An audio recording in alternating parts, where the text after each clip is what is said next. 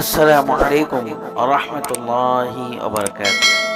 সম্মানিত মুসলমান ভাই ও বোনেরা, আমরা আজকে আলোচনা করব আরো একটি অত্যন্ত গুরুত্ব বিষয় নিয়ে, যা হলো নবীজি সাল্লাল্লাহু আলাইহি ওয়াসাল্লাম প্রতি রাতে ঘুমানোর আগে যে সূরা তেলাওয়াত করতেন। অর্থাৎ নবীজি সাল্লাল্লাহু আলাইহি ওয়াসাল্লাম ঘুমের আগে যে আমল করতেন, সে বিষয়ে আমরা আপনাদের মাঝে আজকে ভিডিওটি উপস্থাপন করব ইনশাআল্লাহ। তো নবীজি রাতে সূরা মুলক তেলাওয়াত না করে ঘুমাতেন না। এই সূরা তেলাওয়াতকারীকে কবরের আযাব থেকে মুক্তি দিবে বলে হাদিসে পাওয়া যায়। কবরের আযাব অত্যন্ত ভয়াবহ।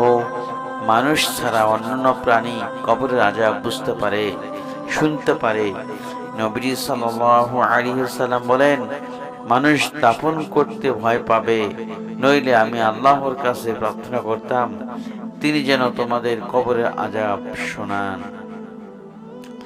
নবীজি সাল্লাল্লাহু আলাইহি ওয়াসাল্লাম কি ভাষায় কবরের আযাব থেকে পানা চাইতেন তাও বর্ণিত হয়েছে হাদিস শরীফে। হযরত আবু হুরায়রা রাদিয়াল্লাহু তাআলা আনহু থেকে বর্ণিত, রাসূল সাল্লাল্লাহু আলাইহি ওয়াসাল্লাম দোয়ায় বলতেন, হে আল্লাহ, আমি কবরের আযাব থেকে আপনার আশ্রয় প্রার্থনা করছি, জাহান্নামের শাস্তি থেকে আশ্রয় প্রার্থনা করছি, আরো আশ্রয় প্রার্থনা করছি জীবন মৃত্যু ও দাজ্জালের ফিতনা থেকে। এটি বুখারীতে 1377 নম্বরে হাদিসে উল্লেখিত হয়েছে। সূরা মুলক এর ফজিলত এবার বর্ণনা করব আমরা। কবর আযাব থেকে আল্লাহর আশ্রয় প্রার্থনার সাথে সাথে একটি আমলও আমাদেরকে কবরের আযাব থেকে রক্ষা পেতে সাহায্য করবে, তা হলো সূরা মুলকের আমল। এই সূরা তার আমলকারীর জন্য কবরের আযাবের সামনে প্রতিবদ্ধক হয়ে দাঁড়াবে। হযরত আব্দুল্লাহ ইবনে মাসউদ রাদিয়াল্লাহু তাআলা আনহু বলেন, সূরা মুলকের আমলকারী ব্যক্তিকে যখন কবরে রাখা হবে, আযাবের ফেরেশতারা তার পায়ের দিক থেকে আসবে। তখন পা বলবে, এদিক দিয়ে তোমরা তার পর্যন্ত পৌঁছতে পারবে না। সে আমার উপর ভর করে নামাজে দাঁড়িয়ে সূরা মুলক তেলাওয়াত করত। এরপর বুক অথবা পেটের দিক থেকে এলে তা বলবে, এদিক থেকেও তোমরা তাকে কিছু করতে পারবে না, সে তো সূরা মুলক তেলাওয়াত করত। আমার মাঝে সূরা মুলক ধারণ করত। মাথার দিক থেকে এলে বলবে, আমার দিক থেকেও তোমাদের তার পর্যন্ত পৌঁছানো সম্ভব নয়, সে তো সূরা মুলক তেলাওয়াত করত। আমার মাঝে সূরা মুলক সংরক্ষণ করত। হযরত ইবনে মাসউদ রাদিয়াল্লাহু তাআলা আনহু বলেন, এই সূরা মানিআ বাধাদানকারী, মানিউন ব্যক্তি থেকে কবরের আযাব রুখে দেয়। যে ব্যক্তি রাতে এটি তেলাওয়াত করলো, সে অনেক ভালো ও বড় কাজ করলো। এটি মুস্তাদরাকে হাকিমে 3839 নম্বরে উল্লেখিত হয়েছে। নবীজি রাতে সূরা মুলক তেলাওয়াত না করে ঘুমাতেন না।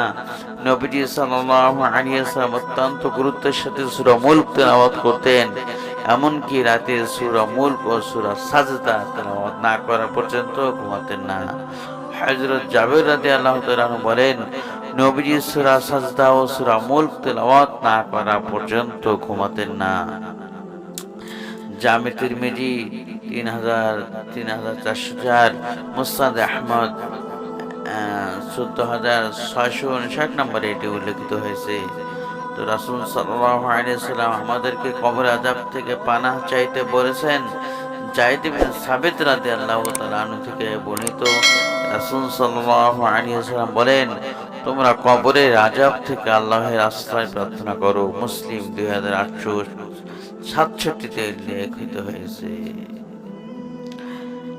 এরপর যে সূরা পাঠ করবেন, সূরা মুলক রাতের বেলা পাঠ করা উত্তম। সাধারণত আলেমরা এশা নামাজের পর সূরা মুলক পাঠ করার কথা বলেন। বিলম্বে কিংবা বিছানায় শুয়ে পাঠ করাও জায়েজ আছে।